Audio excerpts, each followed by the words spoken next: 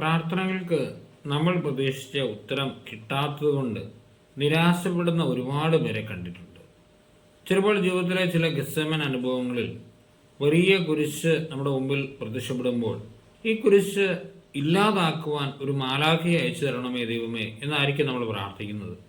പക്ഷെ ദൈവം പലപ്പോഴും അതിന് പകരം ആ കുരിശ് വഹിക്കാൻ ശക്തി തരുന്ന ഒരു മാലാഖയെ നമുക്ക് അയച്ചു തരും. ഈശോ രക്തം ഉയർത്തി പ്രാർത്ഥിച്ചപ്പോഴും അവനെ ശക്തിപ്പെടുത്താൻ സ്വർഗത്തിൽ നിന്ന് ഒരു ദൂതനെയാണ് പിതാവ് അയച്ചു കൊടുത്തത്. പ്രാർത്ഥനയുടെ ഫലം ഇവിടെയാണ്. പലപ്പോഴും നമ്മൾ ഉദ്ദേശിക്കുന്ന ഫലങ്ങൾ പ്രാർത്ഥനയിൽ കിട്ടണമെന്ന് നിർബന്ധമില്ല. പക്ഷേ നമ്മൾ പ്ലാൻ ചെയ്തതിനേക്കാളും മനോഹരമായ ഒരു കാര്യം പ്രാർത്ഥനകളിലൂടെ ദൈവം നമുക്ക് തരും.